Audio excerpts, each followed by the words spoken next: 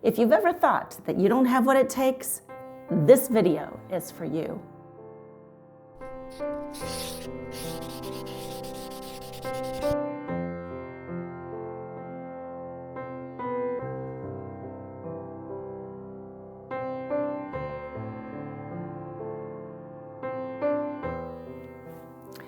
How did a girl growing up in a mid-sized town in southern Ohio experience and accomplish so much and become the musician I am today, playing for audiences large and small, composing my own music, and now sharing my experience with the world?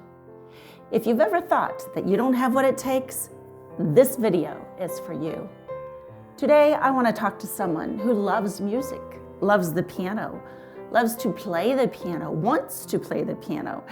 Maybe you are young, maybe you're a 10-year-old, or maybe you're an adult, but you haven't had the opportunities that you feel you need to become the pianist you want to become. Maybe my story will inspire you. This video is a continuation of my journey, another look back into my childhood, what it was like, and what shaped and molded my life as a pianist. This may not be what you think it's going to be. I'm not from the typical musical family. Nope, not me, not mine. I didn't grow up in a wealthy family. I didn't grow up in a musical family. And I didn't grow up in an educated family. My mom was a stay-at-home mom, raising us 2 kids, me and my brother. There was no musical influence in my family, and neither one of my parents even graduated from high school. So no, I'm different. We lived here, out in the country, no close neighbors, kids to play with. My brother was 5 years older than me, and so I played by myself a lot. I remember pretending to be a teacher, a dancer, a performer. I would go out on this front porch and pretend to dance the ballet or ice skate the Olympics, imitating what I saw on TV. I had so much fun. My dad worked a lot of hours at the local paper mill. He was busy, and we weren't very close. My mom was my biggest cheerleader and became my best friend. She had a strong faith in God and believed and encouraged me every step of the way. She prayed often and prayed believing in God's promises and answers. She loved me unconditionally. Mom passed away in 2008 of cancer. I miss her. I really miss our talks.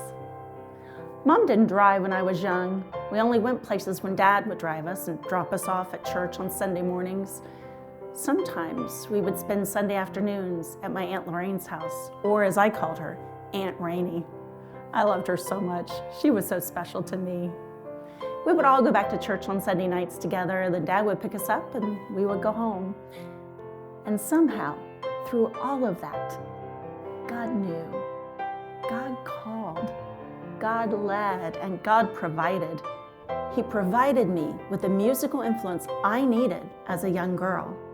I sat and watched and listened, mostly on the back row, hunkered down in the church pew with a coloring book.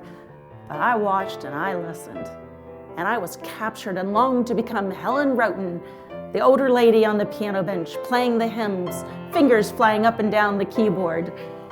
That is who I wanted to be. That was my first major musical influence in my life. So what I want to tell you today is, everyone has a gift. Everyone has a purpose. You have a purpose. It's a matter of discovering it and working very hard to develop it. But more than that, and I want you to hear me, if you ever feel not good enough, not from the right family background, not enough talent or money or status, it doesn't matter. It doesn't matter. If you love and believe and have given your life and heart to God, you are His child, His son or His daughter. God has you. He had me from the beginning. He destined my days. No matter where I came from, He never left me and has always guided my steps. In fact, He still does. And for that, I am eternally grateful.